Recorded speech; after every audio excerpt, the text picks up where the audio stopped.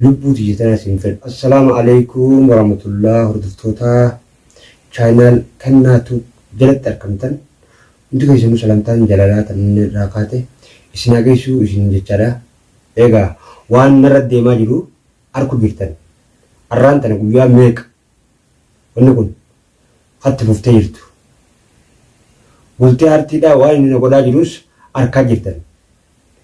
Jaartiin namaa guyyaa meeqa eega manarraa deemte kan manatti hin deebifne caljee qabatanii taa'u jira. Maal onni akkana isin Oromoon aadaa akkanaa qabdi takkaa dhageessanii waan akkana waan inni kun jirtu arku jirtan. Garuu booda gaafa rakkoon uumamte dubbachuun keessanii nafu. Garuu osoon dubbadhu mataan gara nagalu jira waan kanarraa. Yeroo hunda dubbachuutti jira akkuma isin agartanitti takkaa useen beeku. Maaliif kan inni asirratti lallabu jiru isinilleen waan kana gabanumaan akkanaaf hubattaniif jechaafiin lallabaa jira. Ammoo inni booda gaafa rakkoon tun uumamte isin warri dura gabba'ee maaliif rakkina kana uumtee jee dubbachuuf taa'u. Ammoo maaliif calliftan? Egaa namni tokko yoo gartee kan mashuula ta'ee ta'u ta'es nama fayyaa hin qabne bira jira yookaan ta'u ta'es telefoonni hin hidhamu. Inni telefoona as hidhateeti ka taa'aa jiru. Telefoonni is hidhaadha. Telefoonni namaa guyyaa meeqa maaltu hidha? Telefoonni isaa hidhaadha. Arraas boruus nin dubbadha ammas nin dubbadha. Wanni kun deemteelti dubbii biraa uumuuf teessi. Ani garuu jireenya akkanaa kanarra du'ee boolla seenuutu irra naa wayyaadha. Ammas filannaan kiyya inni dhumaa isa kana. Isa xumuraati kun. Ani haala kanaan jiraachuurra du'u filadheetiin jiraa jechuudha. Osoo booda dubbachuuf hin teenye. Osoo booda usuun keessan hin hafne ammaan tana fuula duraan dubbadhaa wanni caal jettaniif hin jirtu. Jaartii namaa namni manatti firraa deebise. Ishiin tun akka jaartii tiyyaataati ni beeku. Namuu beeku. Maaliif hin galchine? Sanam gubbaan dabre. Mastaawaqaa inni sossoo'uun yookaan waraqaa eenyummaa ta'e inni biyya namaa keessan deemu jalaa fuudhi kottu jeen. Yoo inni jechuun baate guurteen deemtu manarraa. Dasiin ijibbaata. Guyyaa meeqa isii tana ol beetumaan dubbachuuf jira. Amma garuu obsa fixadhee jechuu barbaadeeti. Obsa fixadhe. Ani jireenya kanar du'ee dachii jala dabru jiruu addunyaa akkanaa tanarra du'uu filadheetiin jira Oromooti jira. Hin fedhu jireenya akkanaa. Hin fedhu. Takkaa jiraachuu takkaa du'uudhaan kaayyoo kiyya yookaan mana mangistii taa'eetiin harka mangistii taa'eetiin achitti akka rabbiin kiyya na godhe ta'a. Amma garuu obsa fixadhe.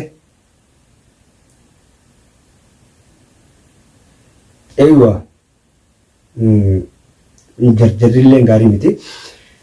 Arrammoo wallaa hedduu takkaan aaree dhufe hedduu takka gubadhe waa inni kun jiru agartan. Beekaatu ustaanii tattaa'u jirtan malee. Jaartii namaa fuudhaniituma akkamatti. Maali maajjabaadha? Kun filmii biraati. Wallaahi. Yookiin isu yaadee miidhaa isiitiif yaadee tiimiti kana godhaa jiru. Kun tuffii mul'isa tuffii nagara geessan jirtu. Sigalee inshallah ani yooni rabbiin gartee inaafiisa mataa addaan nu qabe malee anaaf inni inshallah ta'e waan kaa irra geenyuusi walumaan harkuuf teessanii kennaa ol baatee asirratti lallabaan olini warreettaniis waada wanni hundinuu waada ani kan dubbachaa jiruuf nasruu haqasaa saamuu fi yookaan dhimma biraa irraa qabaadhee dhimmiti naafisa waliin nu fidde hin jirtu. Dhimma waloo keenya irratti walitti hin dhufne naafinni. Dhimmiti kiyyaaf kaisaa dhimma kiyyaa fi hajaartii tiyyaati. Tanaatu na dubbisu jira. Eega namni yoo namni du'e fakkeenyaaf namni du'e nama fayyaa hin qabne bira taa'u jira. Nama du'e bira taa'u dawwaalaa ni cufata. Bilbila ni hidhata. Mun kun sharumaa yookiin kaatee nambara qayyarate na fakkaatti. Akka inni nam bilbileedhaaf. Yeroo hedduudhaan irra cafaqu jira bilbila. Ta'e jibbaata amma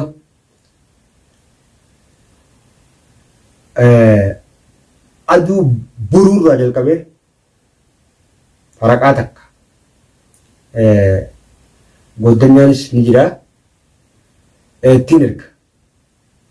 ittiin erga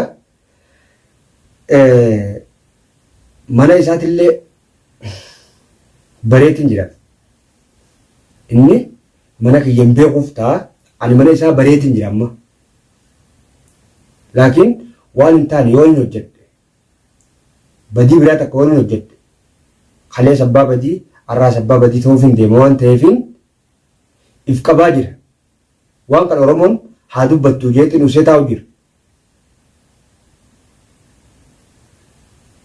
akkamitti namni tokko ilmaan oromoo ta'ee guutuu addunyaarra jiru kana keessaa gabbaanii kennaan maaliif akkana ta'e maaliif akkana goota jee namni tokko keessatti dubbatu hin jiru gaafa immoo haaluma kanaan rakkoon biraa dhufte afaan arraan tana calliftaniin kan kan isin dubbattaniin ni ilaala. Rakkinni ilma namaa kun wal caalamu akkami tokkoof lallabamee tokkoof gisee callifamu hoo maali ani dubbiin waan biraa na laalchisu jirti oromootichi wallaahi waan biraa na laalchisu jirti dhugatti yoo garteemi kennaan oromoo mitii kan jettin taate ani wallaahi oromoo qulqulluu oromoodhaan laakiin hayni kiyya takkaan dubbatan maaliif callifan namoonni garteemi sooshaal miidiyaa kana gubbaa oromoon baay'eedha maaliif calliftan gaafa rakkoon dhuftee dubbachuuf deemtanii oromoon duraanuuti kaatee akkanuma qabdi garuu waan irratti wal dhabnu tana yookiin wal dhufnu tanaatiitu dhalaa ta'e malee silaa barbaada gara biraa anaaf qabaate akka gaarittiin firraa dhoorkaasi akka gaarittiin deebiillee godhaafi kana silaa wanni sun ammaan tana taate isinillee itti amanuu dandeessanii garuu kaatee inshaallah oromootiya waan isinii dhaammachuu barbaadu gamanumaan hin callisina cal jettanii hin tattaa'ina rakkoo dhufuu jirtu sana arkuu jirtan rakkina dhufaa jiru kana arkuu jirtan waan irratti deemaa jiru kana arkuu jirtan akka gaaritti hin callisina dubbaddaa dubbiitan boodallee wallaahi viidiyoon guyyaa har'aa isiniif maratun boodallee deebiteeti itti gaabbuuf teessan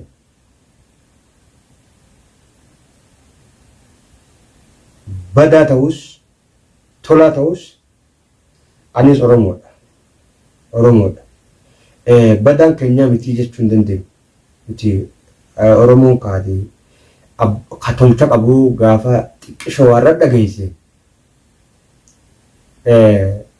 faaruun qabu ishee biratti takkasiiti ammoo dubbiin tun gaafa guddattee deemtee rakkina biraa fidde dubbachuun keessa waan hin hafneef arraas dubbaddaadha rakkina kana fura isin malee anis naman qabu namaan xiyye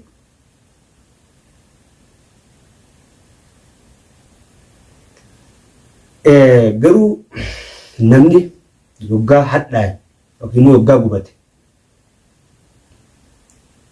tarkaanfii akka inni fudhatu isinuu numa beektanii akkuma isin agartan kana mana duwwaa keessaan jiraatu jira osoon haadha manaa qabu haadha mana kiyyaa Nasruun mana isaatti galchee akka innillee gabbayee biyya namaa tana keessa deddeemne waraqaa inni ittiin jiraatu sanillee jalaa fuudhii kottuu jeeni saniifuu dhugatti anamma if jibbeetiin jira if jibbee lubbuu tiyya tanaas hin fedhu jireenyaa miti kun kanarra du'uu wallaahi yoo si taates akkasuma ganna qofaltaniif hin jirtu maraataa miteen namaatu nama raachu jira malee akkuma isinuu agartanitti aboo ani yooniin jaartii tiyya balleesse naaf inni wal dhabbeen qabnu Oromoodha anis ilma Oromooti aboo maaliif kana goote naan jechuun dadhabamteeti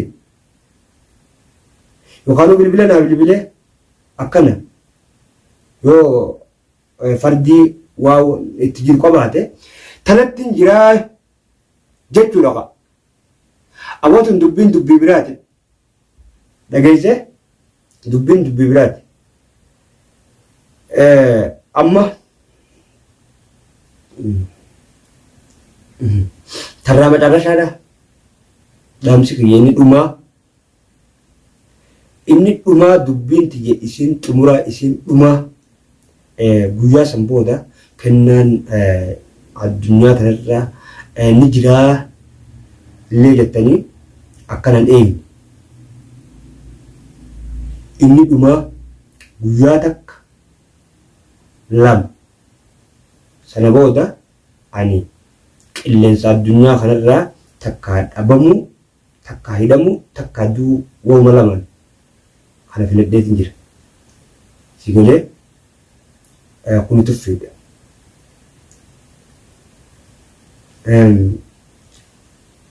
sanirraa kan ka'e isinis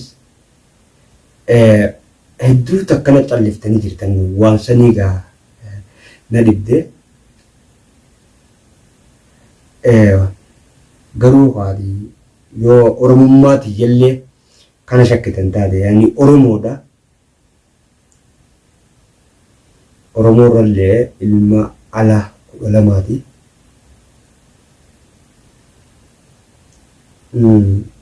ani Oromoodha jechuun fedheeti hedduu takka rakkina dhan keessa yeroo kana harkaa jirtan hin callisina dubbaddaa yoon awwaa ta'es yoon du'es yoon jiraaddes itti qocaamtan itti laalattan waan hin Oromoo ta'eef akkasuma rakkoon arraan tana dhufte tun sababni dubbii dhalaa irraa kaate kanaan naafi golaatti irraa abbaan tokko garteemi namni lamaan dirretti waliifachi bahee silaa'uu tokkumaatu kuffisa akkasuma lolli dhiiraatis akkasuma arraan tana naafi isaa kamiidhamuuf deemu inshallah san kabeeku rabbuma tokkicha garuu ilmi namaa namaan miidhageetis hin niyatu ani nillee miidhu inni ana miidhu garuu haqa kiyyarratti hin callisu du'eetiin dhabama asii waliin narraa murama malee hin callisu.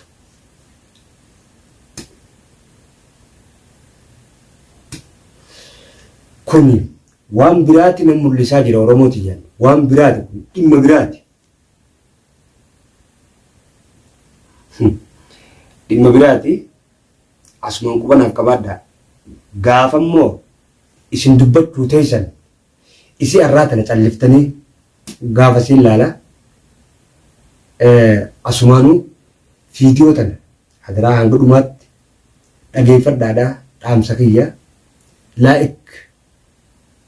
laa'ik sheer godhuudhaan Oromootii wal biraan naaf gayaadhaa.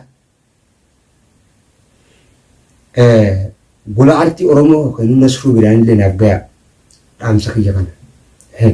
Takkitti amma taxumuraa manguddoo ittiin ergaa sandinnaan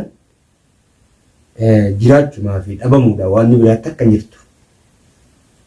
Ilmi dhiiraa wanni uumameef jiraachuu dhabamuu bas manni hidhaatis hadhiiraati. Kuni murtee kiyya isa xumuraati.